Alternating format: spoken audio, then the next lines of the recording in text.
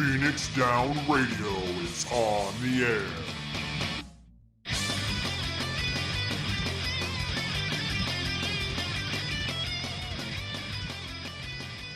Welcome everybody to Phoenix Down Radio, episode number 122. I'm your host, Klaus Nightbringer, and joining me today we have Talaz Marvelous. Talaz, how's it going?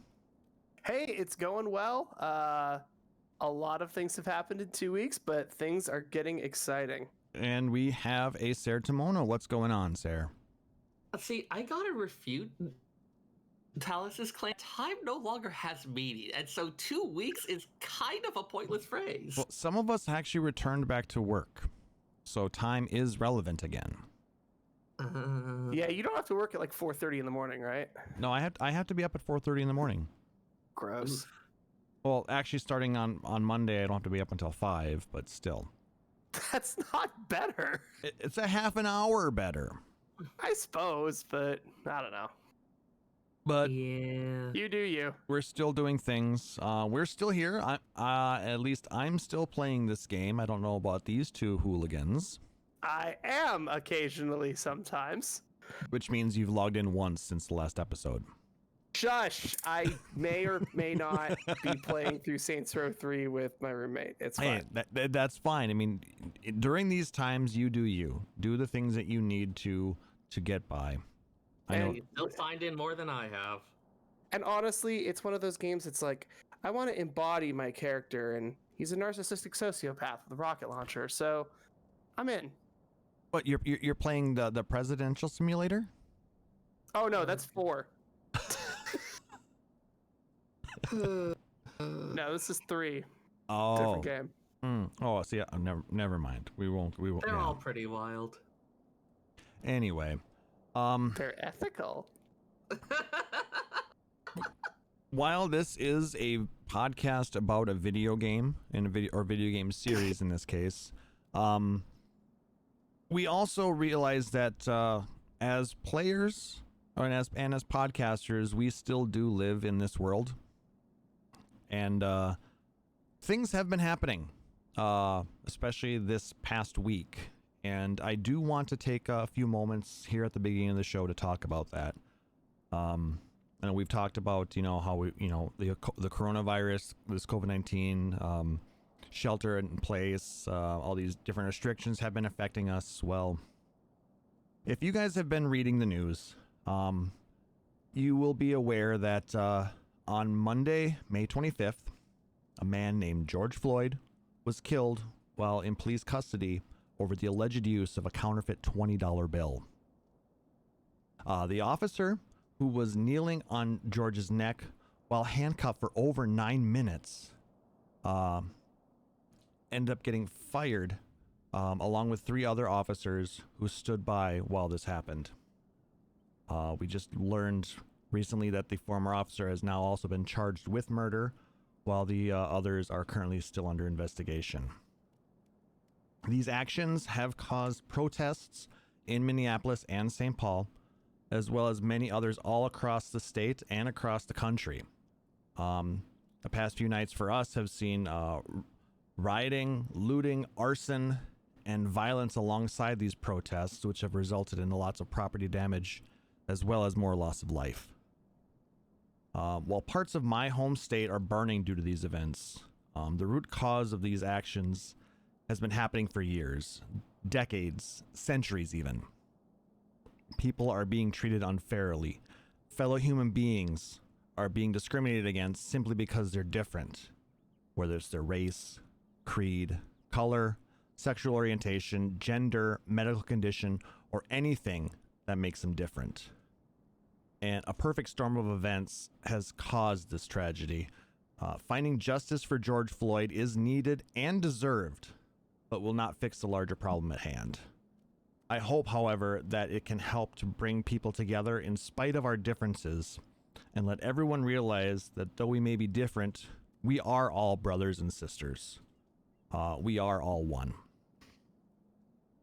I spent about 45 minutes or so trying to put that together, and I hope it's helpful. Aside from that, I spent a lot of time going online, looking up information on this. I found some really interesting posts about how some of the local businesses in downtown Minneapolis have been handling this. And somebody had put together a group of screenshots of different tweets or posts as to how they're handling this, and I found that to be very uplifting. Have you guys had a chance to click into that post at all? I saw it through another source earlier today. Okay. It was I a saw bit that surprising, as well. not the usual that I expect from this kind of thing. Like, the other thing I've seen is I grew up in an area where people were most tuned into racial issues, but just following like folks I knew from high school on social media, they seem to get it, what's going on in a way that they did before. Like, something's different about this one, and I'm not going to try to speculate on what, but it feels like this is resonating in a way that stuff hasn't resonated before. No, people are I think a lot of people are getting it. Yeah. And I'm seeing a lot of different groups working together to peacefully protest these actions. I mean, I saw people who showed pictures of Amish people standing with signs saying, you know, in support of George and his family, decrying the violence, decrying, the police brutality, and it was amazing. I've never seen the Amish involved in a protest. No, I mean, No, how bad did you fuck up when people were coming out of literal middle of nowhere to come in and tell you that you messed up? but I mean, these events like this have happened, like I said, throughout the years. But this is one of the first times when I have heard of so many sympathetic protests happening in so many locations. I mean, during if I go all the way back to like the race riots in LA back in the 90s. Oh yeah, the Rodney King stuff. I was just talking with my dad about that last night. I don't remember, then again, it was a very different time, but I don't remember hearing about anything like that happening in other cities. At least not to that. It was not to the extent. Yeah. And when a similar thing happened in Ferguson, in Missouri. Oh, that I remember. That was intense. And Yeah. I know there were some, but it seemed to take time to build up. It didn't happen in a couple of days. Like this kind of widespread outrage and protesting. But Yeah. then again, in this case, there was a cell phone video taken by a 17-year-old girl of the entire process. We see everything. There's no disputing what happened in that. It's hard to watch. It is. I've seen bits and pieces of it, and it's not easy by any means to watch what happens there. But the lack of empathy from the other police officers, the complete disregard of life by the offending officer, who I will not mention his name because we do not want to remember him. But I will mention, that it should not have happened at all, and George Floyd should not be dead right now. I will mention his name because we should remember his name. Yeah. I am also going to put up some links to, if you are able to help at all. There's a change.org petition that's out there to try and expedite the bringing charges against the police officers. Like I said, the main antagonist has been charged, but the other three have not yet been. I'll also link a GoFundMe for George Floyd's family, which has raised a lot of money for them, and I hope it continues to. Because, I mean, it's not easy when you lose a loved one like that. And then I'm also going to link to a couple of ones that will help to support the businesses that have lost property, both on Lake Street in Minneapolis, as well as in the Midway neighborhood in St. Paul. Both of them had a lot of damage the last few days. And finally, if you want to help out the American Civil Liberties Union here in Minnesota, we'll link to their donation page. Just a good way to, if you have the ability to help out and you can't get down to actually help out with cleaning, because I mean, if you're in the area and you can lend a pair of hands, maybe a broom, just a little bit of help, that's also helpful. So you'd be amazed at how many people are volunteering to help to clean up a little bit. It's been very nice to read about that. But I've been seeing more people like calling out the kind of inappropriate, like there's a lot of the usual suspects you'd see in terms of how people respond to it, but it feels like there's been a lot more calling out, hey, this isn't an okay way to talk about it, and a lot more people pushing back on a lot of the usual narratives we get on this, which it's also been really nice to see. And we've gotten a lot of positive feedback from our government. Our governor Tim Walz has been absolutely amazing in his in how he has addressed these issues, and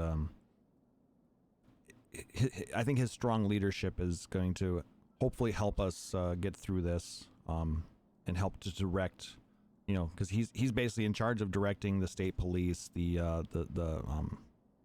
National Guard, and directing assistance that way. So yeah, it's not easy, and it's not fun to talk about, but I hope that us at least bringing a little bit of light to it, especially since I'm not directly affected by it, but my home state and a lot of people that I know are, and that it's not that far away. It's something that we all need to be aware of and hopefully never have to experience. But sunlight's the best disinfectant, yo. Yep, just shed some light on it and make people aware. Yeah. And also for people who maybe are aware but don't really know who to talk to, or don't, like I was talking with my dad about it, and he has a lot of feelings about it, but he's also worried about talking about because he worries about how some of his friends would react. Yeah.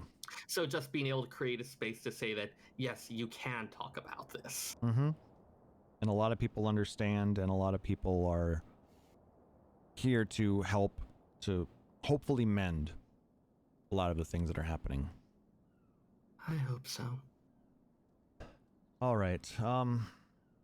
Well, thank you guys for letting us discuss that, kind of get that out of the way. And now hopefully we will be able to bring a smile to your face through the rest of the show. We do have a fun discussion topic. We're continuing our discussion on Final Fantasy music by going all the way to the beginning with Final Fantasy I.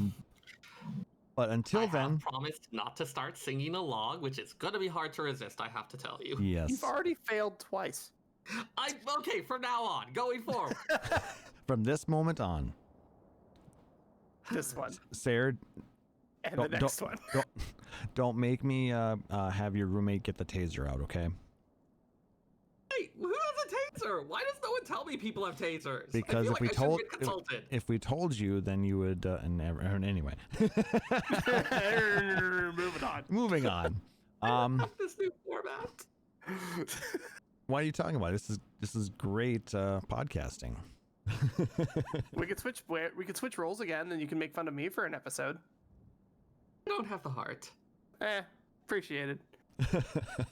All right. I had to give my car back this week, so it was not a great week. So well, yeah, I kind of read about what happened there. That didn't look like. Oh yeah, you had like the yo-yo financing scam going. Yeah, it's at this point I got all my money back and I don't have a car. I'm gonna call it a wash. Yeah. And you got to use a car for a few weeks.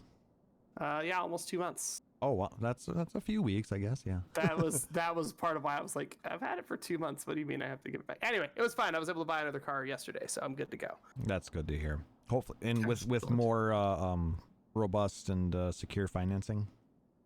Yeah, it's called I don't have a payment now. Oh, you just flat out bought a car.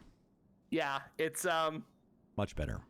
well, better is not a good word, but it drives. Let's go with that. Hey, my car It is not is presently on fire. is an old POS that gets me from point A to point B just fine. It might Yeah. rattle a little bit. It might be a little rusty, but you know what? It's well worn. And on weekends, point C. This well, good Simpsons quote. Thank you. This is actually one that I was able to pick up from a shop that my buddy Bannon actually in game takes his truck to.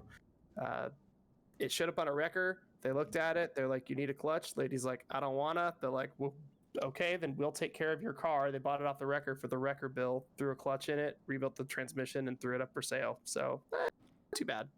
So I mean, yeah, a car that goes through a mechanic like that, you can get some pretty good deals that way. Yeah, it's temporary, but I'll make it work. All right. All right, so let's party with some music. Well, we're not there yet. We do have game and community news to talk about. Wait, Oh my we god, have. there's actual news? Yes. Did I scroll past that when I was scrolling down the notes? I did. Probably, Awesome. because we need to start by wishing our friend and fellow podcaster and awesome person, Emmy, a happy birthday. Today is Yay! Emmy's birthday. So happy birthday. Shout out to Musecast XIV. Yes. Shout out to Scoop a Toot. She's the greatest. So I hope Kinda you is. have an amazing birthday. Or had in this case, I suppose, since the day is almost over. But yes, there is a bit of Final Fantasy XIV news to discuss. I didn't dig too deep because there's a lot of other things going Other on. things. But for those of you who did not get the chance to do this event the first time it came, the Maidens Rhapsody Final Fantasy XI crossover event is back in Final Fantasy XIV until June Saw that. 22nd. I saw that. I love that armor. That was so much fun. I Mhm. miss 11 every day. Well, you should be like Nick Nar and just play the game. Can't. It's not on PS2 anymore. Fair enough. And they don't have a Mac client for it. Nope, they sure don't. But you could always I convert think- that Mac to run Windows. At this point, I just need new hardware, but meh. And I can confirm that even the old Intel MacBooks can run Final Fantasy XI. That's awesome. Because I had at a previous job, I had a MacBook that I used for work, and on the Windows partition, I had Final Fantasy XI installed. Excellent choice. I mean, it was an i5 processor, and it had a relatively decent NVIDIA graphics card in it, so... I mean, in fairness, 11 runs on a toaster, so like it's not too hard to find something to make it work. Yeah. So Well, so is this the exact same event as last time? exact Yeah. same. So if you've completed it in the past, you cannot redo it. Well, shoot. But All if you right. have any alts that you want to get the armor on, now is a great time to do it, because I think it's a level 30 quest in that range. All right. But yeah, that's the only thing that kind of sucks is you can't redo it, even just to get just run the for funsies. exactly. Yeah. I've got a so I level mean, 60 that Are I they bought. going to be? Are they going to be bringing back all of the other various old? Maybe we'll get Final Fantasy 13 as a celebration of the release of FF7 Remake. We'll have the return of Girl Cloud. If I could hit you from here, I would. I deserve it. Okay, but Lightning was actually designed like the design instructions was basically Cloud. Cloud, but a girl with pink hair. I mean, they developed it from there, but that was the base. So And then she sold purses. what was Titus then? He had the spiky hair and it was blonde. And he had a Paul big Walker, sword. but polo player. That's mean to Paul Walker's family.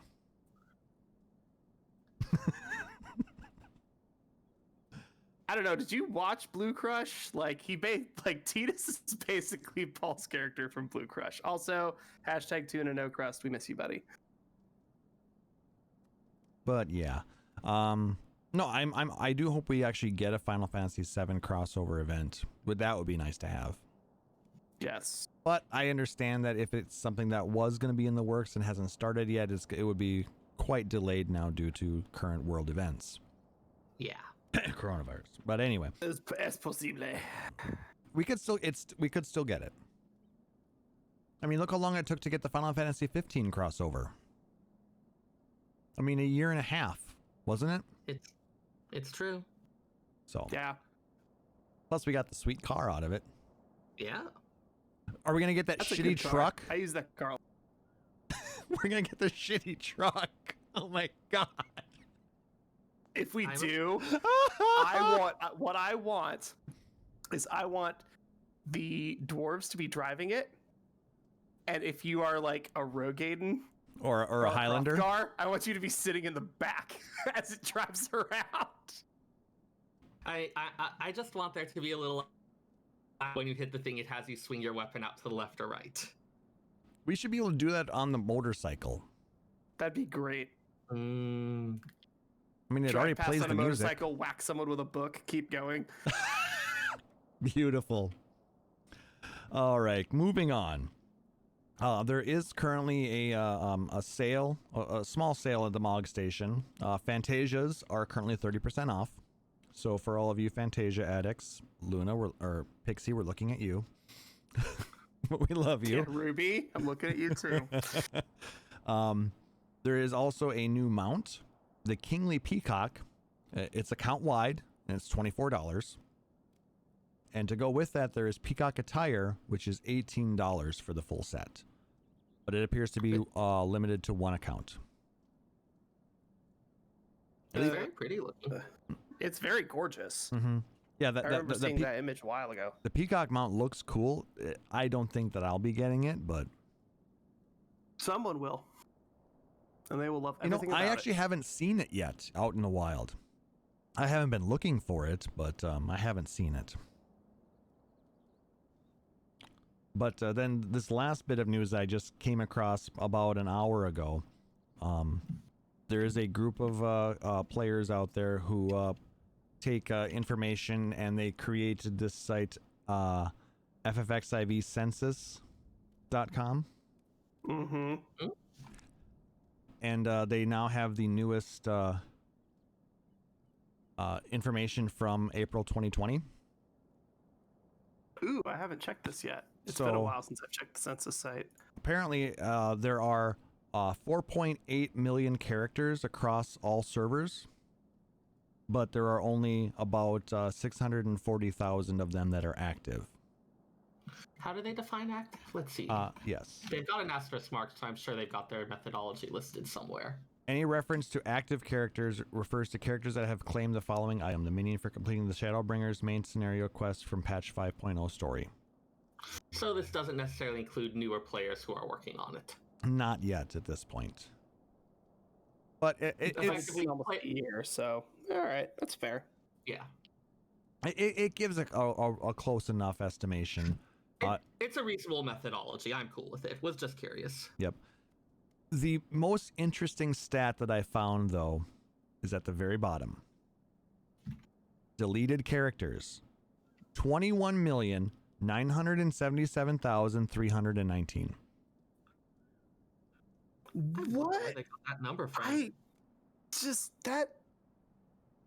I mean, okay, if you really like to, you delete the character because you want to or whatever, sure, that's fine. But like, that's so weird. I would guess RMT. You would take Yeah, the time. it's to probably delete the RMT character and not- actually. I was gonna say, because taking the time to delete the character versus just, hey, I'm done with this, uninstalling the game and then never logging in again. I mean, there are people who can come back to this game after being unsubbed since 2013. Yep. Yeah. A 1.0 player comes back now. Would be possible. It would be possible. They would have a legacy tattoo as well. They would also be extremely confused as to what in the world is going on.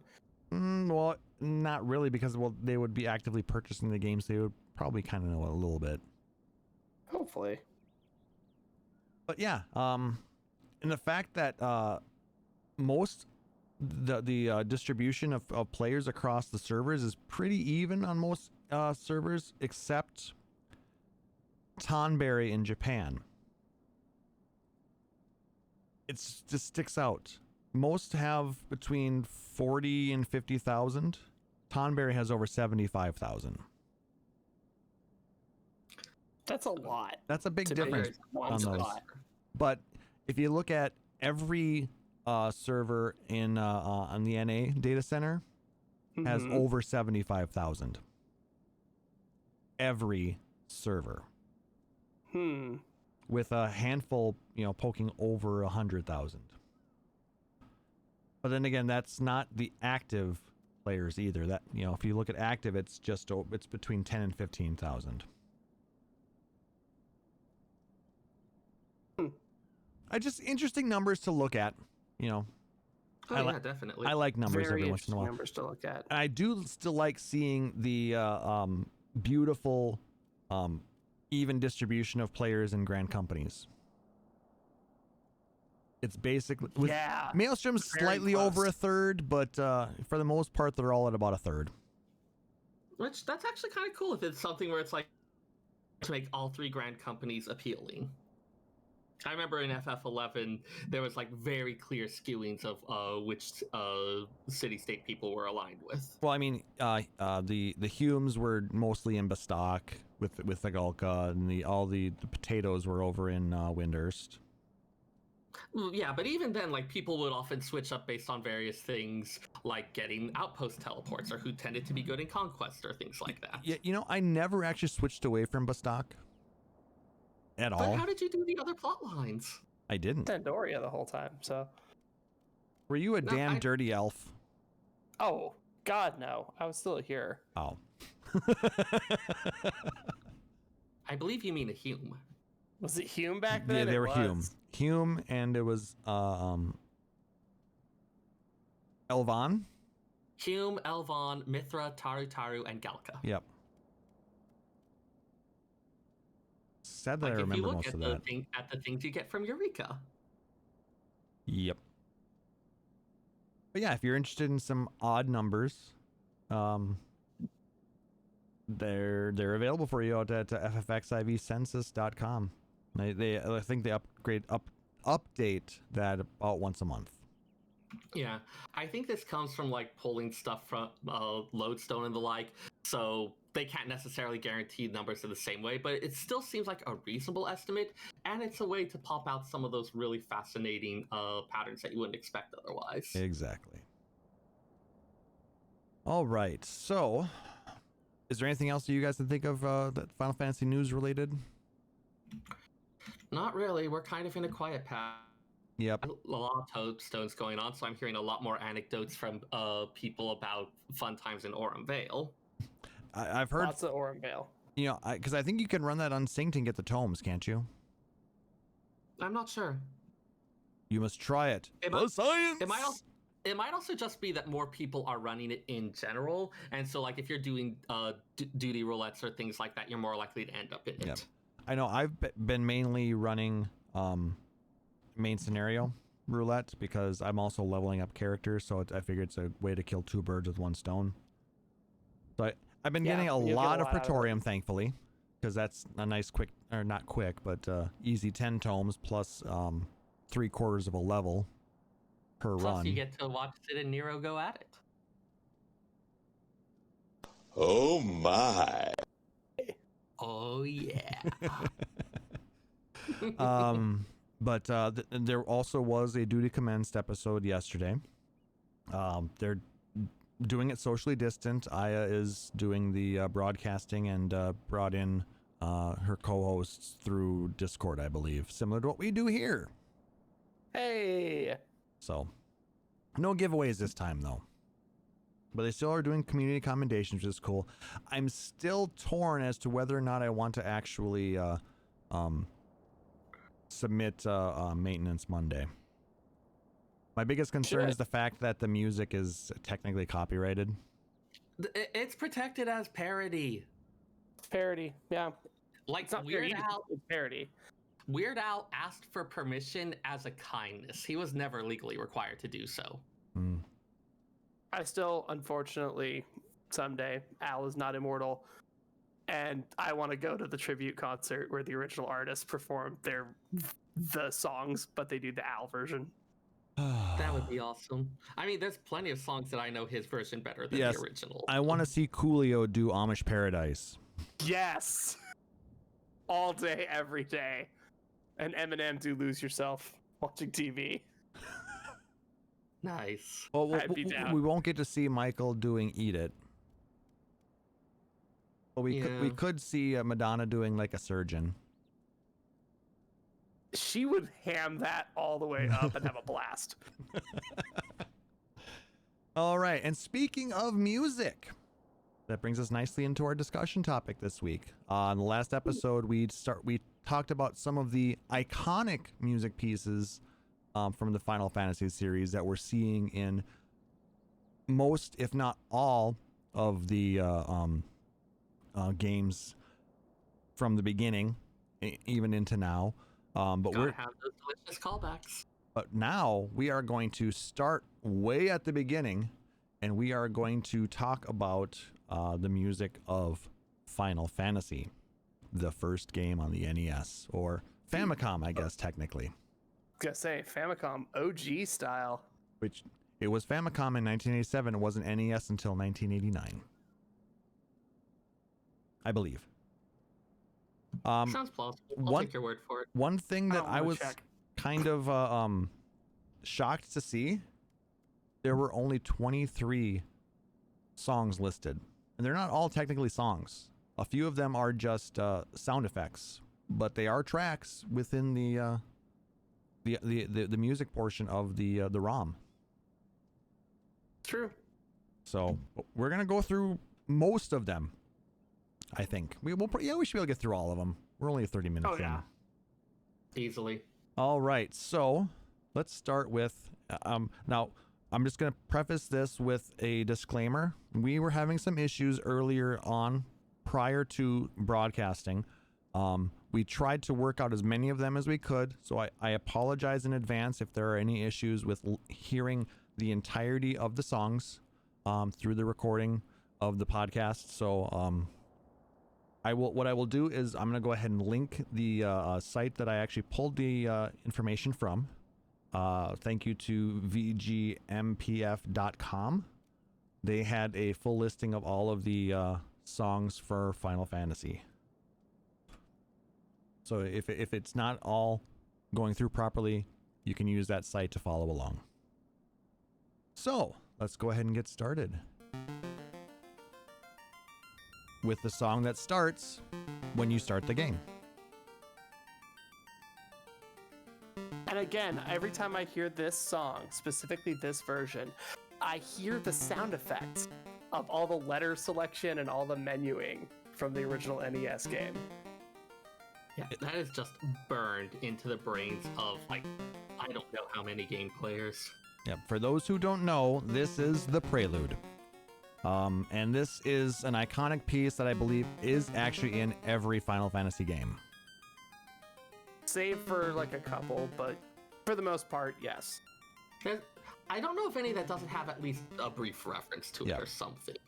Definitely the most important song in Final Fantasy, and we talked about this on the last episode. The Prelude was a last-minute addition and took all of 10 minutes to create. Yep. We talked about how we thought this was a failure of a song. It was a placeholder. It was supposed to just go in and take place until he could flesh out a more proper introductory song. But the executives loved it. They kept it, and the rest is history.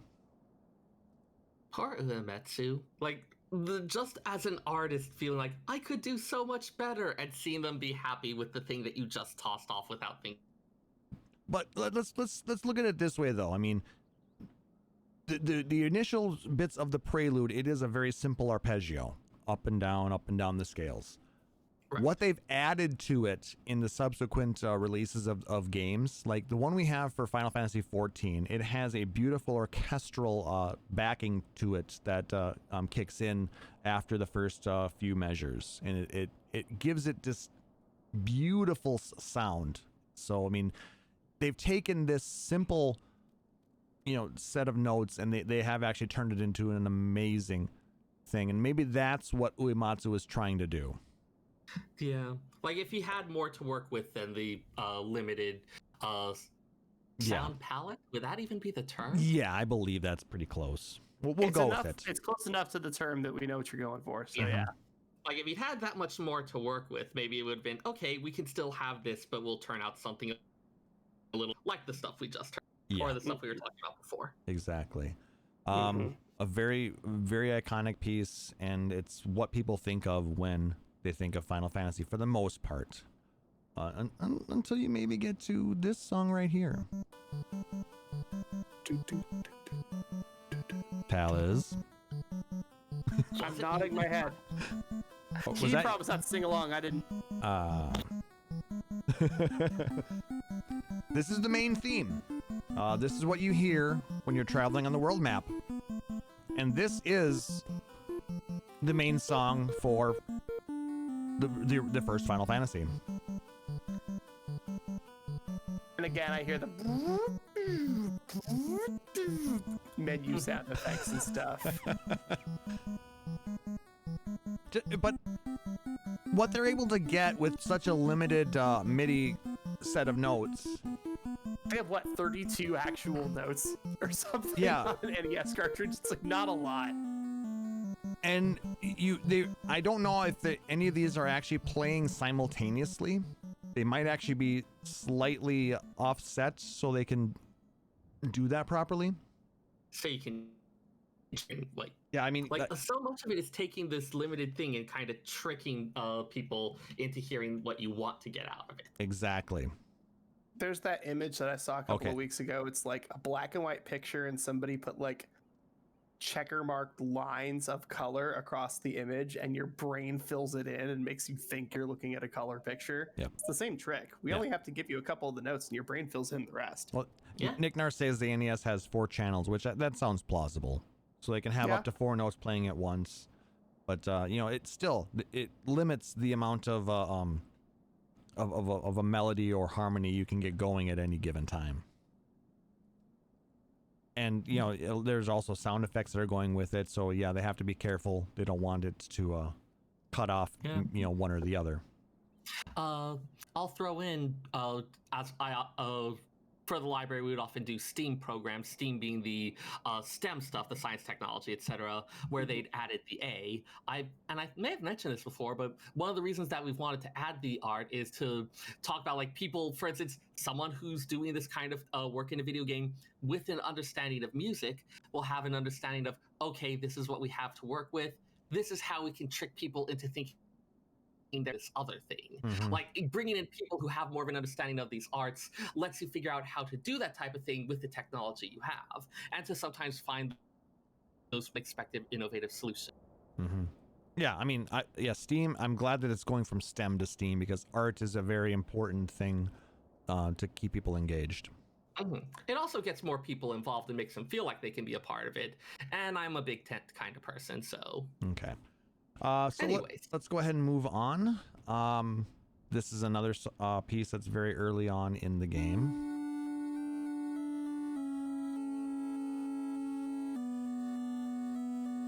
Good old Cornelia Castle. Spend a good amount of time here right at the beginning. You have to go get your quest to go save the princess, and then when you save her, you have to come back. Of course, right? If you know the quest, you don't go in and get it first. True. So you actually only come here for about 3 seconds if you're speed running. yeah, speed running it up. Now, fun fact, in the later re-releases, they warp you back here from Garland's Castle, and in earlier ones they wouldn't, and so you end up in places where you never get the loot, and you end up halfway through the final dungeon without the loot, and you have to go all the way back out and then come all the way back in. Ugh. It was awful. Yeah, that sounds horrible. I did it exactly once, and I never did it again.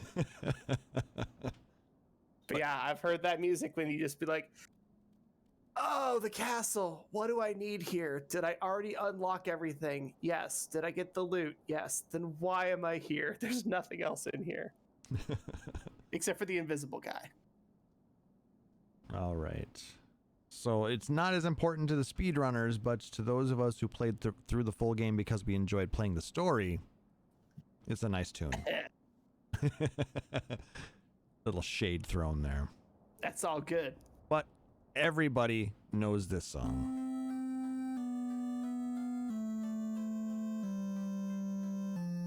You spend a decent amount of time in towns. I'm hearing those sound effects, and I didn't even play FF1 that much. Yep.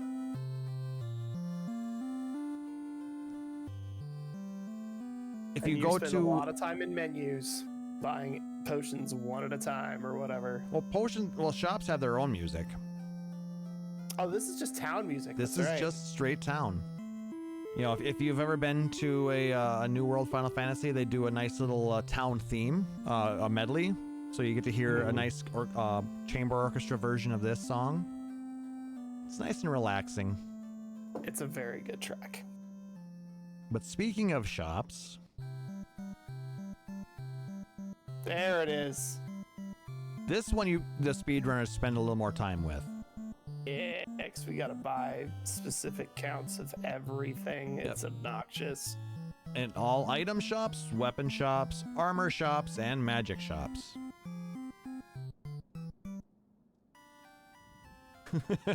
You buy every single potion and every sword and every accessory. It's a very pleasantly jaunty little tune. It is. It's very nice. I quite enjoy it. I mean, I really can't think of any other games that mention having an actual just a shop one. Most of the times they just continue playing the town themes. Don't they? Like in 4 and 6? Yeah, Yeah. it would usually be you walk into the shop, you're still like on kind of a little overworld map type thing, and the PC.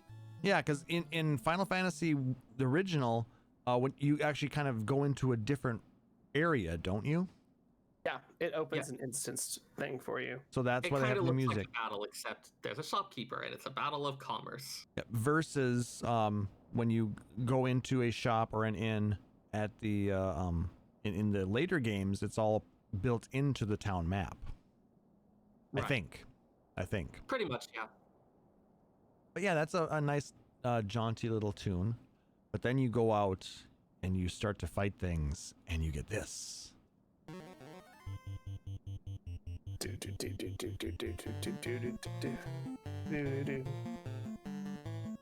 And this battle theme, or variants of it, are in the first 5 games, I believe. 6 games.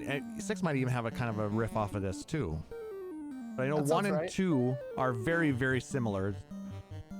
It's not until really you get into 7 where the battle music changes completely differently, but this is the original battle theme, and this is what you hear anytime you fight. Every fight. Even the bosses. Even the last boss, I think. I think. It's, Yeah.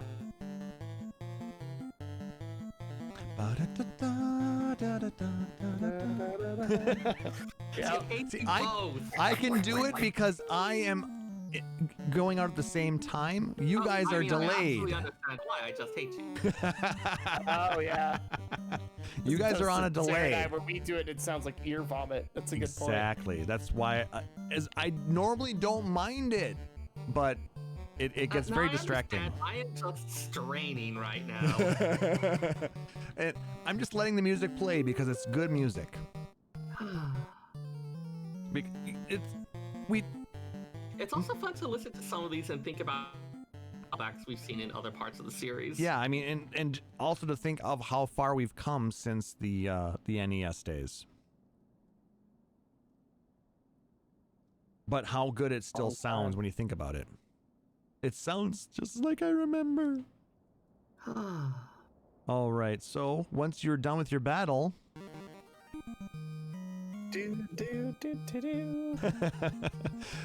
And this is one that kind of entered like the general pop culture, like references to like this kind of victory music I've seen in so many places. Oh, absolutely. I mean, it's in TV, it's in movies, it's in comics. You know, it's somehow they play victory, and you kind of you see the music notes, and you hear that in your head.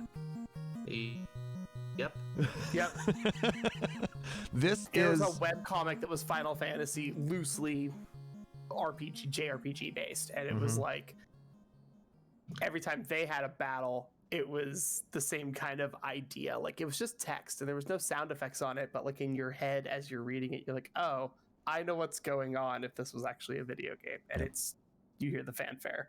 It's amazing to think that and we did this comparison last episode, but that went to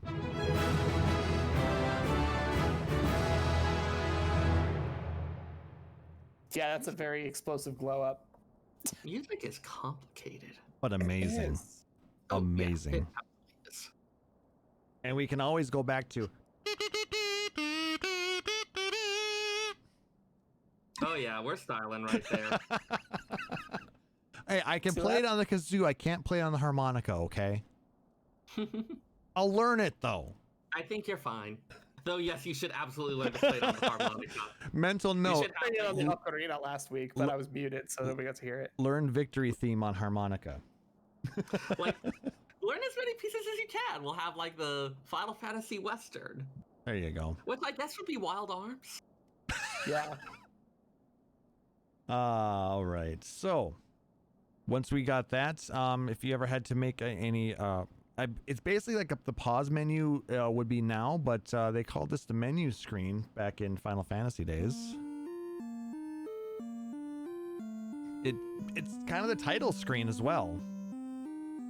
If I remember correctly, this basically happened when you paused the game, didn't it? Yes, and wasn't this also what was playing in the slider puzzle? Yes, I believe it was. Because that window gets replaced by the slider puzzle once you get the ship. I think. You know how long it's been since I've played through the full game of Final Fantasy? A long time. A long time. Probably since about 2000. I didn't fully play through, but I got far enough into it where it's probably about 2000 something when I bought Origins for the PlayStation. It's been a minute. 2005, I believe, is actually when I bought it. I saw it in Target. I'm like, wow. And it was a way for me to get a copy of the game and get two at the same time. I think I played it in February. So then you should know all the answers to these questions. You'd think that. You've also been very busy. I've been very busy, and I was on an airplane trying to play it. Oh, so fair enough. As you were escaping for your life. As I was escaping for my life from everything that was going wrong. All right. So once we get through all of that, we enter our first dungeon.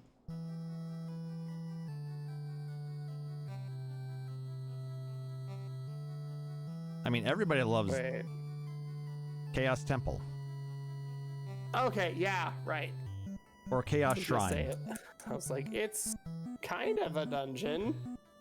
It's, well, in the game, this is the first place where you are sent to go. Yeah, that's true. And then you end up coming back. But yeah, there's a room with treasure. There's a locked door you can't get open. There's random encounters, and there's a boss. Yeah, it's a dungeon. That's a dungeon. Yeah. This is the background music for Chaos Shrine, as well as a little later on in the game, the Sunken Shrine. I definitely... Ugh. Sunken Shrine is the worst. The Chaos Shrine itself has been reimagined a number of times. I know in at least some of the Dissidia games, it showed up as an arena. Well, in Final Fantasy XIV, it's an arena. Ah, right. When we fight Chaos. Yes. And we hear a version of that song. And just Don't kind we? of taking this again, this iconic thing, No. and how it's been reimagined and people have explored it throughout the series. No, the PS1 version of Final Fantasy actually did create a theme for Chaos, didn't they? I'm not sure. I never played that one. Because I don't think that this is they made a riff off of that track for the Chaos fight. I'd have to do more research. Sorry, folks. I know I'm not prepared. How dare I? No one is prepared. It's hard. Everything is allowed. So, but I mean, it's a great song. Definitely brings me back some memories. Going around trying to avoid the bats if you can, because you don't want to waste too much You don't time. want to get stopped. Exactly. Miss frames. And then, well, okay, speedrunner. And then My best time is like 4.5 hours. So I'm a runner, not a speed runner. Okay, fair enough. So then we finish that quest. We bring Sarah back, and we go out into the open world, and we hear.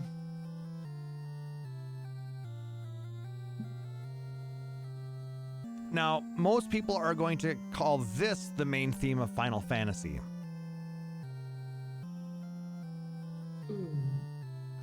I mean, it's kind of funny that there are so many. Yeah. I mean, because some people consider Prelude to be the iconic #1 piece of Final Fantasy. Some people think that's this. Other people think it's any of a number of other songs. You go. But this has been used as an opening theme or prologue in a number of the other games.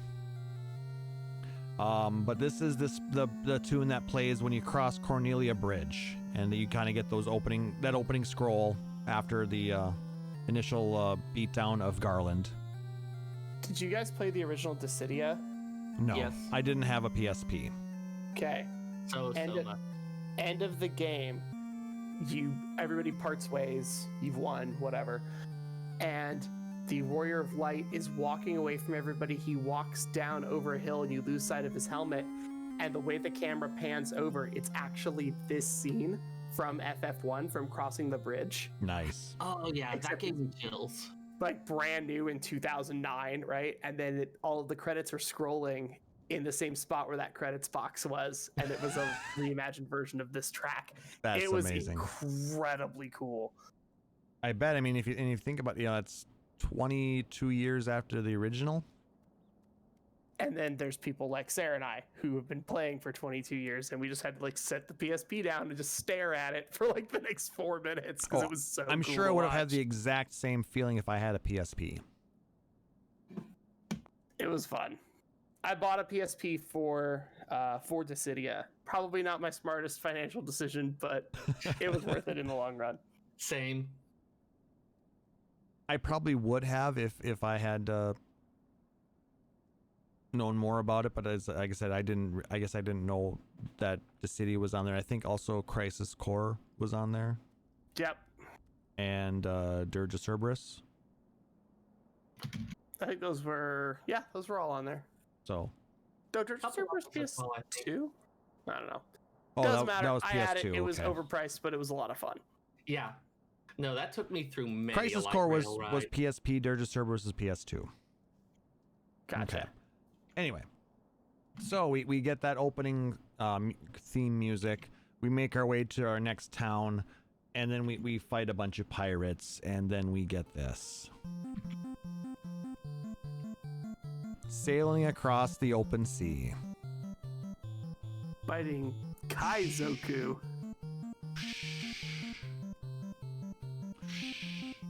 Wasn't there also kind of like a water over the top of this? Yep. Yep.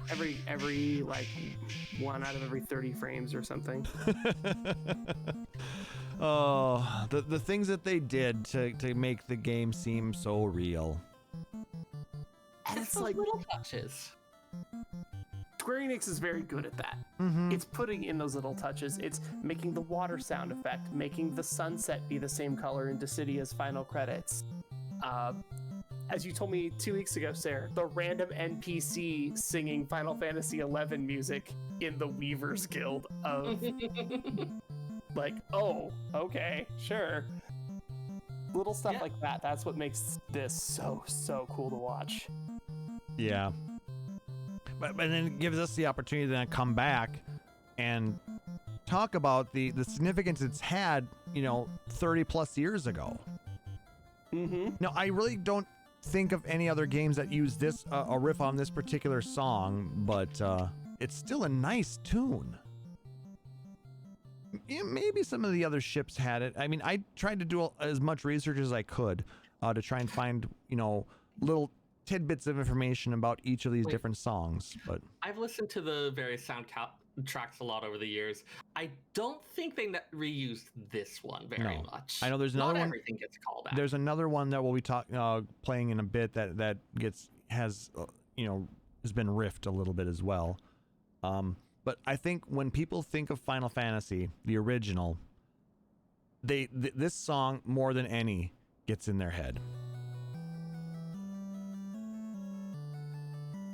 When I mentioned to these two that I wanted to talk about this today, the first thing they said was Matoya's Cave. And I don't know why. It's not like if you say a thing for a witch's cave, I wouldn't expect it to be like this kind of charmingly homey. And yet, when I think of, and it is also used in the, there's another. It's used in Mount Durgar, the Sage's Cave, the Cavern of Ice, the Dragon Caves, and the Waterfall Cavern. Yeah, it gets used in a bunch of places, but the first time you hear it, unless you do everything backwards, the first time you hear it is Matoya's Cave, and it's very much attached to her. And when you hear the song, you think about, oh right, you needed her eye, and that was a lot of our first reference in JRPG side quest, where it's like, well, you need the eye, which you get from this dude, which you get from the key, which you get from the herb tonic, which you get from the crown, which that was kind of our first initial thing. But we hear this and we hear the complaint and we go, well, I wonder if we can help this person. And then an hour and a half of gameplay later, you discover that you can, and you get to go back. So like, this music brings you back to that moment. Plus, we have the added benefit of we got to meet Matoya, well, air quotes, Matoya, in Final Fantasy XIV. And then we got that version. They had a version of the song in her cave. And that's part of the reason why we have a rock version of Matoya's Cave as our closing theme. Because it goes all the way back to the original, plus we have it in the game that we're currently playing, and it's just a beautiful piece of music. It's consistently good every time I hear it. I think, let's say to it, I'm always surprised that the NES ones seem a little more energetic, I guess, than I might expect for some of them. Like the Matoya's one, the ones that we've heard have often been like a little bit slower, a little more sedate, a little more like into it. This one isn't bad, it's just often a little more like energetic, and maybe that's just part of what they were working with in terms of the sound production. Well, it's also, I think, what they wanted, because it wasn't going to just be for the Witch's Cave. It was used in so many other labyrinths and dungeons. They didn't want it to be, they wanted it to have a feel that it was somewhere you needed to be, but also, and somewhere important, but also there was a little bit of an element of surprise and danger. That makes sense. And they changed that in 14 then to reference the calm serenity, the wizened witch at that point, and they made it more of the toned down and relaxed rendition we have in this game. But I like the amped up version. That's why we have the rock version. I love that. It slaps. Yeah. Like, each one is a great piece on its own. It's just sometimes what context is it being used in? How does it fit here? Where it's not bad, it's not even bad, just unexpected. Though sometimes being unexpected means that it's like challenging you. Fair enough. All right, so that is the Matoya's cave, and then there's other places that we need to explore in this world, so they give us. Now this has a definite feel of danger. God. This isn't a battle theme. It feels like one. No, this is just the dungeon theme. You go into let's see, Marsh Cave and Mirage Tower, and some floors of the Souls of Chaos dungeons and the Labyrinth of Time. It definitely has that feeling of tension about it. Yes. Oh God. And the Marsh Cave, the first time you get there, it's a mess, it's a maze, everything looks the same, and you're getting poisoned constantly, and you don't have the spell to remove poison yet. And it's just horrendous, and it's chaotic, and this music fits that feel. And then you get to the Mirage Tower, and you have never-ending loops of pathways and an 8-direction room that you have to find the one spot to get out of, but 6 of them have treasure chests. But also, and you hear this music that's constantly going and looping and is fast but is not fast enough, but is slow but isn't slow enough, and it's just this anxiety-inducing feeling. And you're also playing a challenging section of the game. It's such a good track that fits both of those dungeons really, really well. Yep. You get the feeling that you need to get out of here as fast as possible. Yeah, and then you try, and then you get lost, and then suddenly there's 2 silver dragons. Good luck. Ouch. It sucks. Speaking of dungeons, then they have this one. This. Mount Gulg, or Gurgu Volcano. That was a very weird thing to see in 14 in Shadowbringers. We're gonna go to Mount Gulg, and I'm like, but it's not it. All right, fine. But it's spelled wrong. What do you mean you corrected it? No. So this plays, of course, in Mount Gulg or Gurgu Volcano, as well as the Giant's Cave and the Cavern of Earth. The Giant's Cave, you're in for like 1 second. You have to go back a couple of times. Okay, you get stuck, you have to go get the item, then you go get him, then you walk down, then you need the key if you didn't have it already. Yeah, all right. That's fair. Well, and actually, don't you get access to the Cavern of Earth from here? From the Giant's Cave? Or is that just to cross over to the other half of the continent? The Giant's Cave gives you the it gives you the wizards area, and it also gives you something else. I don't remember. I've been playing a randomizer for too long. I don't remember what cave goes to where. Randomizers. Fair enough. Fun fact, getting nuke at level 1 is neat. I have 9 copies of nuke. Buckle up. Base damage 400 at level 1. Yeah. It's fun. You just walk over everything, don't you? But you can only cast it once. It's cool. You cast it one time, and then you have a dead black mage. Yeah, because you have no more mana. No more magic points, because... Yeah, no more D&D spell slot charges. FF1 is a complicated D&D game. Oh, yeah, but I mean, yeah. We'll go with that. Now, we had talked earlier, we had the ocean faring vessel, but we also had access to an air flying vessel.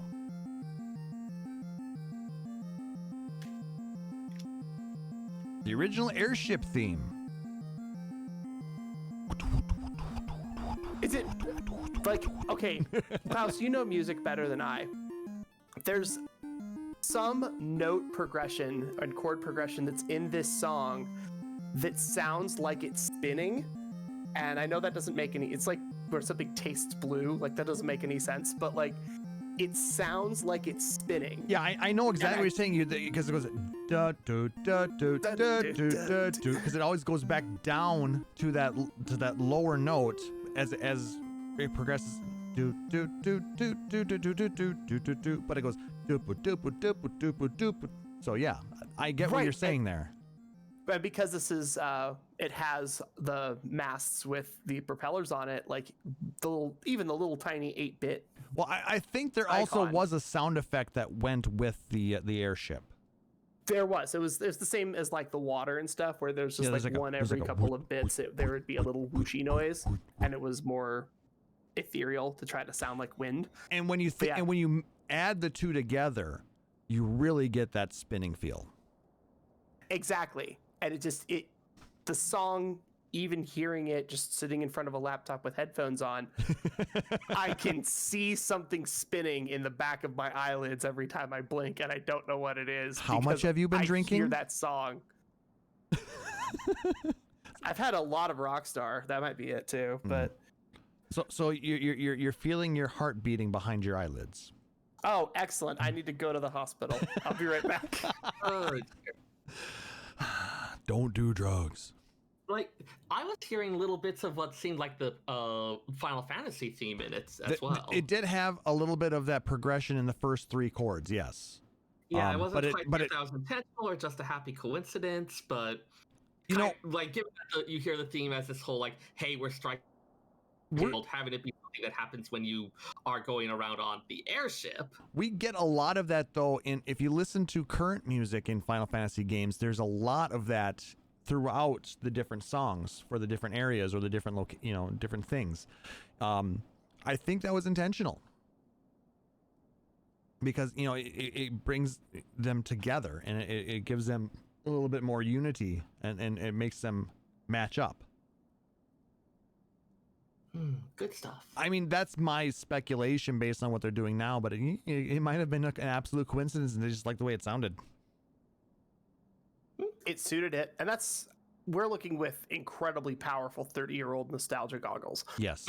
But with a very thick prescription. Oh god, we've got trifocals at this point. And they're rose tinted. Oh god. Mine are crimson. This isn't 11, Talas. Oh, that's very true.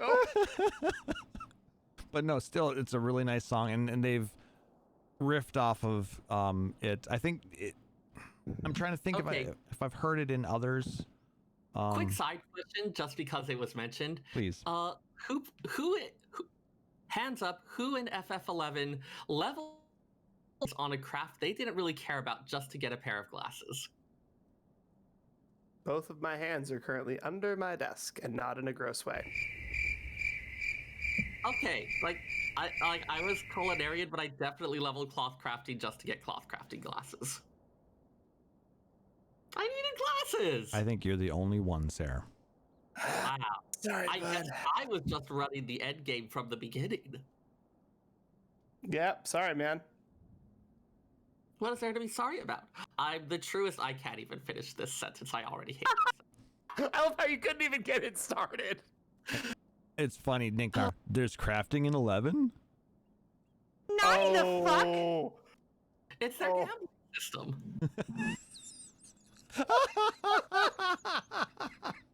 You're not wrong.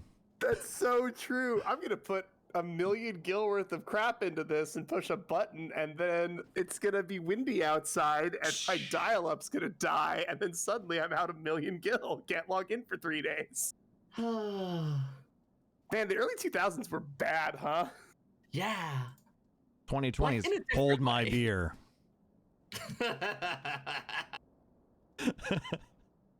Okay, let's go ahead and continue on. Speaking of terrible places.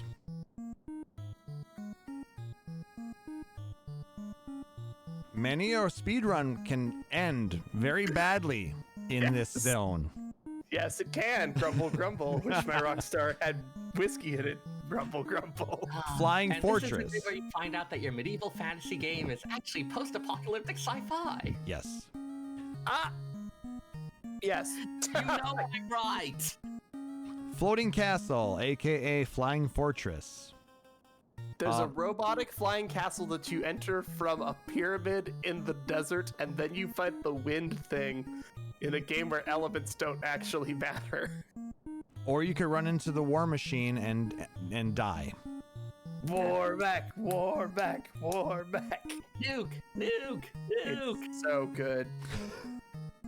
This also did appear the song appeared in a few of the floors of the Whisperwind Cove. That was one of the remake dungeons, wasn't it? Yes. Okay. I'm just, like I said, I'm typing out. I put in what the wiki pages told me about interesting things about it. I don't.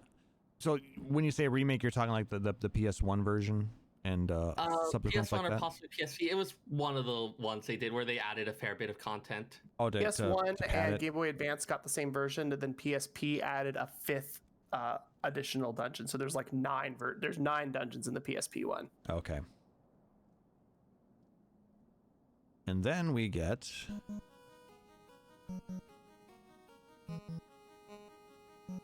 the oddly named Sunken Shrine. This music does not appear in the Sunken Shrine. This is a new arrangement of the Chaos Shrine music and is used in the Chaos Shrine of the Past. Part of me wondered if that was like a translation thing, if Sunken was supposed to be something that referred to like being in the past or like descended or things like that, and something in the translation got confused. Or they were That going to sounds use very this in the Sunken Shrine, decided to use the Chaos Shrine music in there, and apply this music to the past version. At this point, I would be surprised if anyone still remembers how it happened out, even on the dev team. Or it could have just been a mistake. Yeah. They I may know have- that translation is always a challenge when you have words that exist in Japanese that don't exist anywhere else. Because we have katakana to take foreign words and put them into a Japanese context, but we don't have any way to move anything outwards. So we end up with stuff which is why we have things like job and class. It's like, well, they're kind of the same, sort of, kind of, and then it's like, well, now we have 2 different things. We don't really, but we have 2 different things mostly because of translation. Or unless like you 14.1.0 where there actually are 2 separate things. Yep. Or, 1.0, we also had horse birds, so... Well, we still technically have horse birds, at least, according to a former Ishgardian noble. Yep, that's true. Oh, we would have been the noblest mount. Hashtag too soon. Then there's this music that nobody wanted to hear.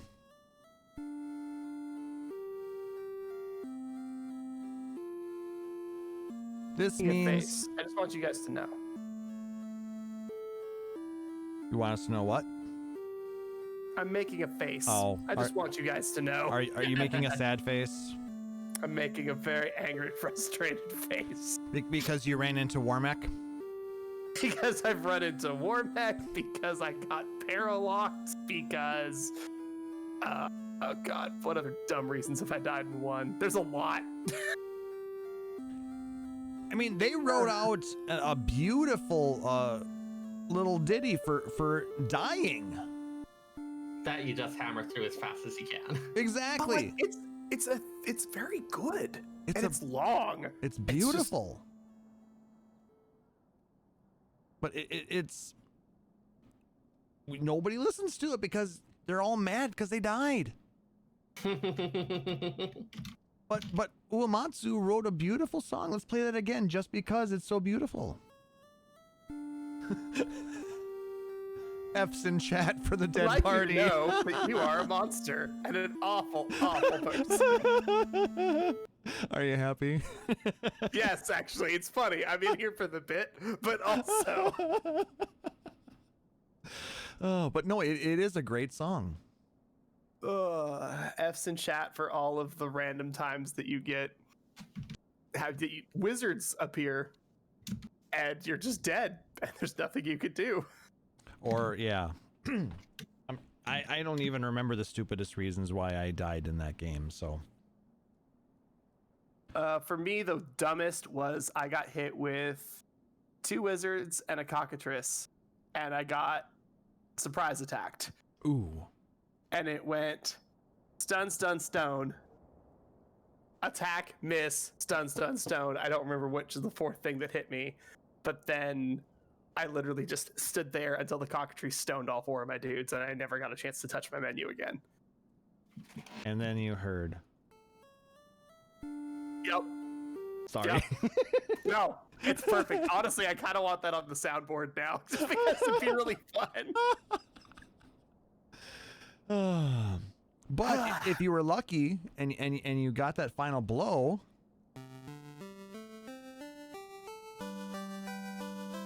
you got to hear this.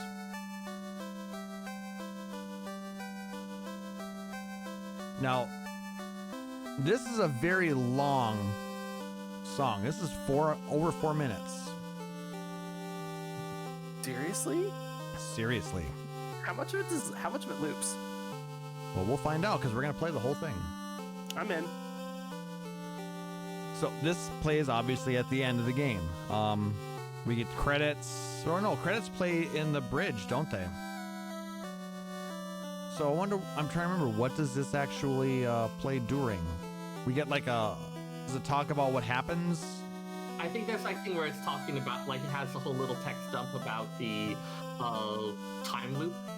The time loop has been ended, and the Warriors of Light are now trapped in the past, but the world is safe. Or that no one will ever know it. Did it even?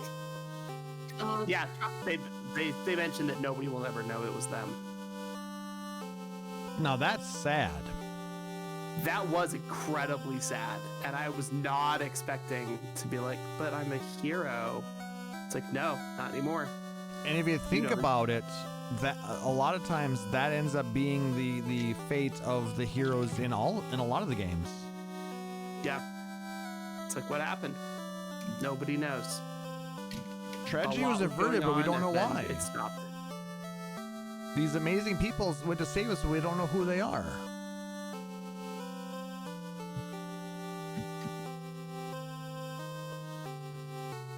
I think there's maybe a little bit of looping, but not a lot. It is still a really nice song.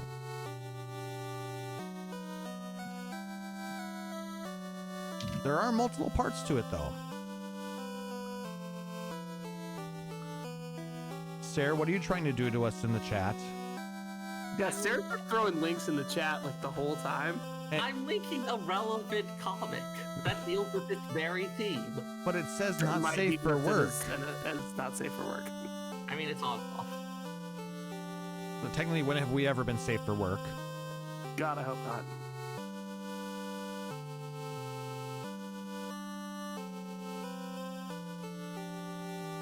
I hope you guys are enjoying this format, that we decided to go this route to give a full playthrough of the songs, at least the ones where we can feasibly get away with it. I swear I keep hearing little bits of some of the other music in there, which is probably the case. It's also a final track, so you want that kind of thing. You want a best of, like, where it calls back. To tie in all the stuff you did on your journey. Mm-hmm. Like, there's a little town theme here. Yeah. And I think there's a little bit of world theme. So yeah, I mean, it goes through and it incorporates bits of everything. It's really actually very clever. I think we're gonna go ahead and move on from it. We've had enough. Yeah. We got 3.5 minutes out of the 4.5. So that's a long song, dude. But, hey, especially for NES era. Yeah. Gosh, yeah, that's a good point. Like I said, this is the longest theme in the entire soundtrack. Yeah. And that like I said, but it's also the final thing you hear. Until you start over and you hear, you know? And then the first thing you think is, I wonder if I can do this with 4 white mages. No, 4 red mage, 4 red mage. Which is absolutely possible, but not. It's possible. There's literally any combination of 4 whether it's 4 of one or 4 completely random ones, it is possible. But That's the hardest one. 4 white mages is very challenging. But 4 black mages is even worse. Oh yeah, it's awful. Because there's no healing, in at least spell-wise. You have items. It has to be items. So you have to have one of your black mages as a designated item healer. You actually end up with 3 healing items, and you can carry 99 tonics. Purchased one at a time. Yep. So you split your healing items up, and you end up grinding a lot because everybody needs a ton of HP. So you grind until you can survive the trial to get Black Wizard, because Black Wizards have a higher hit point die than Black Mages. It's awful. It's really hard. And now, at this point now, the rest of the songs are kind of, some of them are sound effects, or some are just really short ditties, like this guy.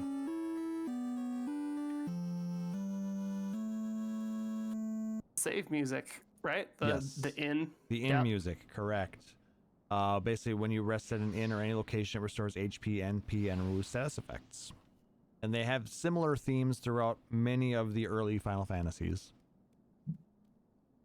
And when you just go to rest in like a tent or cabin, it's a little sound effect like that. When you get an item, I don't know if it comes with you purchase, but maybe, did you hear that 99 times? There it is. Yep.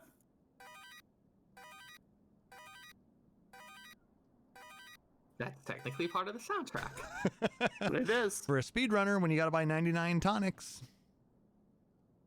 That's one of the reasons why the doing randomizers is getting to be more popular, just because it can skip so much of just the clunkiness. Yep. But you still need to hear this. You just got an awesome thing.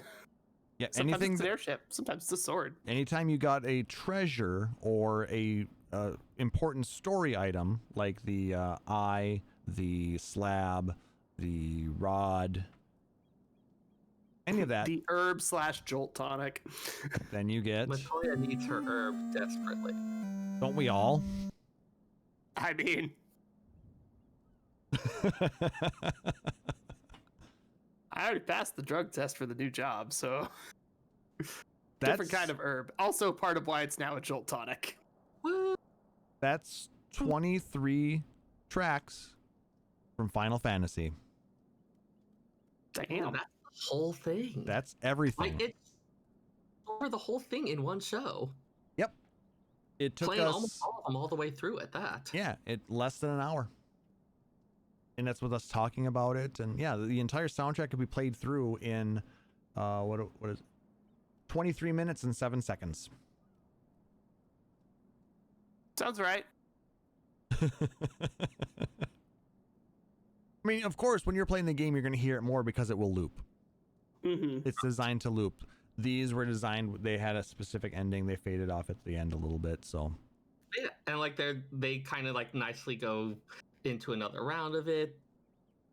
Like, it's very, I think one of the things that can be so earwormy about it is there's not necessarily a natural ending point for it. Like, it loops so easily. Mm-hmm.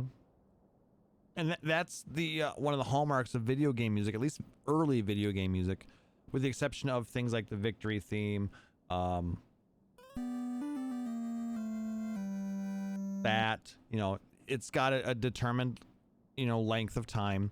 Everything else is playing through a lot. I mean, look at even our current dungeon music or boss fight music. It is also designed to loop because it has the music itself has a set length of time that it plays through, but the battle can last between 10, 20, 30 minutes, 40 minutes. The last thing you want is the music cutting out at a dramatic moment. Yeah, or having a very jarring point where you can definitely tell it's looping. You want it to just continue on. Like, if it's being done right, you don't really notice it. Exactly. Like, consciously. It's sad that when things are done right, you don't notice something. It is the curse of the artisan. because it's just perfect. It fits in the way it's supposed to. And with that,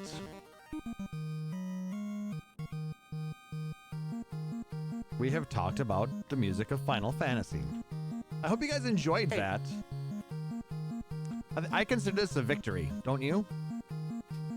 Absolutely. We got through without talking about Bon Appetit or...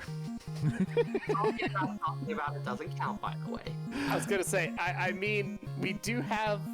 If we want to do a standard length show, we got another half an hour. So. No, you're right. And I have been watching Bon Appetit at home. I have. It's fun. It's oh my weird. God, Claire's Choco Taco episodes are amazing. You know it's a good time when part 1 is 36 minutes long. And in part 2, she gets done in like a day. 4 hours. She's like, hey, why do I go to the test kitchen? Yeah, because she revisited Pop-Tarts as well. And made Pop-Tarts at home. Fun. That one looked fun. Yeah, it's been... Quarantine has been weird for a lot of people. I do like the 100 versions of the It's Alive theme song played on a variety of instruments. That was good. That was like, wow, stir crazy is real. Welcome to Bon Appetit Radio. Hey, we've talked about music. Now we talk about food for like 5 minutes, and then Sarah goes into some lore. We got this. We have our segments down. No, it's all good. I guess, and you know, we're hoping to be able to revisit the Librarian's Corner and the prep station again. At this point, like I said, everybody is kind of in a point where it's difficult to pin things down, and we're just trying to get through this the best as possible. So, whenever Sarah has a segment that he can write up something about. Yeah, it's hard to know, like, what do people even want to talk about it? Like, for a while, especially when we had a lot of the, hey, there's stuff from 1.0 that's unused or that's being developed. But it was kind of like a, hey, we know we have these parts. How are they going to fit together? I mean, as we started to get more towards like a entirely new stuff, there's less of the puzzle pieces to fit together. I can certainly review things that people are interested in, but how about this as an idea? How about we talk about Project Meteor and how it relates to Boscia Citadel? Oh, yeah, I could totally do that. So yeah, okay, this works. Because one, we've had a little bit of that already in 5.2.5, and we're going to be getting more of it in 5.3. Oh, yeah. So it's a lot of Boscia. Exactly. So I figured that'll be a good spot to start. I mean, let's plan for how about in 2 episodes? We don't need to plan it right this moment. No. Also, if you are not part of our Discord, you definitely should be. There is a page called the Library, and you can come in and ask questions, and lots of people ask stuff, and we try to answer it most of the time. And I just but we realized haven't seen a Penny Bot message already in there talked for about a month. So Yeah. join us. It's been quiet. Well, everybody's been kind of doing their own thing, and I fully understand. But we definitely will want to hear from you guys. So if you have any questions, you can email us, podcast@pheonixstormradio.com. You can hit us up on Twitter @PHXDNRadio. You can join us on our Discord, which we linked in the chat there. Yeah, that's actually going to do it for this episode then, I think, guys. If you liked what you heard, please make sure to like, subscribe, or follow us out on Apple Podcasts, Google Podcasts, TuneIn. I think we're also out on Spotify, or whatever your preferred podcatcher is. And if possible, leave us a rating or review. It helps people find the show and lets us know how we're doing. We want to know if we're bad or not. Please tell us if we're bad. Tell me how bad I am. Just kidding. Whoa. All right. That got weird fast. Oh my. Anyway. Sorry. Just seeing people listening. It's totally fine. Also, Nick Nar's minion has been like sprinkling pixie dust on us for like the last couple of minutes, and it's great. At least not on this screen, thankfully. But if you really dig the show, you could consider subscribing to us here at twitch.tv/PheonixStarRadio, where you'll get access to a bunch of subscriber-only emotes, badges, whole bunch of fun stuff. If you watch us here enough, you'll get access to our tomestones, which is our channel currency, which you can use for a lot of cool things. Or you can support us out on patreon.com/PhoenixRadio, like our amazing friend Aurori Fenrir. But no matter how you support us in those fashions, all of those proceeds go towards growing the show, help us improve our equipment, let us do some fun things, pays for the bill to host our website, all that good stuff. But whatever support you're able to give us, whether it's likes, emails, tweets, retweets, or whatever, we really appreciate it because we love interacting with you guys. It helps keep us sane, for crying out loud. Please talk to me. Social is ever so much more important right now. Yes, reach out to those that you're actually really interested in, because making sure that the people that you're listening to out there are okay is an important thing too. We like you guys. We do. And we want to make sure you guys are okay show too. It in terms of what we subject you to, but we like you. I mostly try to subject Sarah to things, so. I mean, yeah. Wow, you must really like me then. Anyway, we really do enjoy interacting with all of you guys. So how about some of those shout outs? Who wants to start? I always start. Sarah, you have to start this time. Yeah, Sarah. Yeah, gosh, I can't even remember what's happened in the last several. Shout out to Safest Sephiroth, the head of the Crucible, who has been engaging in little mini challenges with me for both of us to just try to keep our mental health up and handle basic human functioning. I actually managed to shower on a very regular basis because we were encouraging each other, which right now is helping a lot. So big shout out to you for that, man. Also, way to pull ahead of me at the last minute on the competition, you punk. You'll get your $5 on Steam soon. You can find me on Twitter at FF14Sayer. That's FFXIV SEYRR. Where I mostly post random interesting things that I cooked, or not as much pictures of library stuff at the moment. You have to be at the library to post things of the library. Yeah. Funny how that works, isn't it? Yes. Hilarious. Haha, it is to laugh. Anyways. Taliz.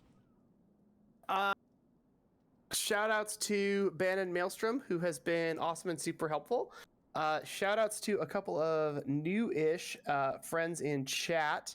Ali Witz and Necromancer945. Haven't seen you for a while. Thanks for joining us. Hi, Necromancer. Good to have you join us.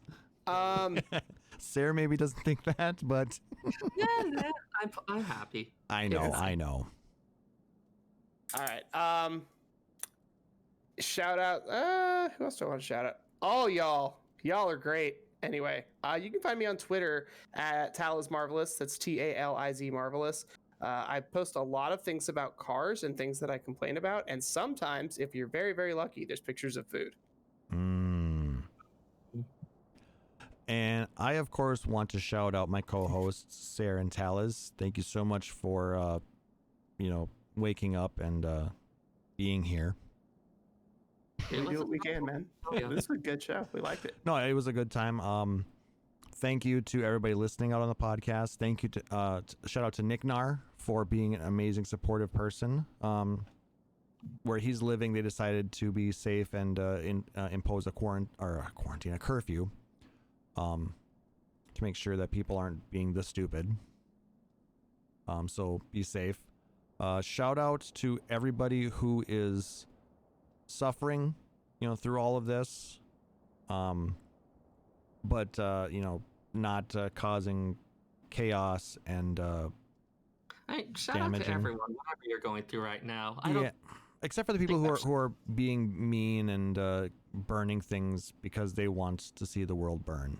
I don't want to shout out them. You people are dicks. Don't do that. Yes, shout out to everybody who is trying to make the world a better place, who is suffering because they are, being, persecuted for whatever reason that is not a necessary thing. Know that there's somebody out there who loves you. We love you. We love all of you. Thank you so much for just being you, okay? And I mean that. So thank you for being you. Agreed. And if you want to follow me, I am at PHXDN_KLAUSS. That's PHXDN_Klaus on Twitter. I've been retweeting a lot of Sticker Mule stuff because they're giving away gift cards with every retweet. and who doesn't want a gift card to something, right? Plus, you know what? Shout out to Sticker Mule because they produce some amazing quality stuff. I bought a lot of stickers from them, magnets, gotten some coasters. Excellent quality stuff at a very reasonable price. Hashtag not a sponsor, but like I said, they are very, very good company. And I know a lot of other people out there have used them. So, and they're also just trying to make things a little bit better too, with a little bit of levity and love. So, for my co-hosts Sarah Tomono and for Talas Marvelous, I'm Klaus Nightbringer, wishing everybody a wonderful evening. Please stay safe out there, and we will catch you on the next one. Take care. Phoenix Down Radio is a production of PhoenixDownRadio.com and Illusion Productions. Final Fantasy XIV and Eorzea are trademarks of Square Enix. In-game content for Phoenix Down Radio is the copyright of Square Enix. Opening music for Phoenix Down Radio is provided by Guilty Gear Rock You. Check out the Metal Chocobo theme cover and many other music videos at youtube.com/Guilty Gear Rock You. Closing music for this episode is provided by Guitar Wanker 90. Please check out their full version of Matoya's Cave and other rock video game covers at youtube.com/Guitar Wanker 90. The views and opinions expressed in this episode are those of Phoenix Down Radio and its hosts and do not reflect the views of Square Enix.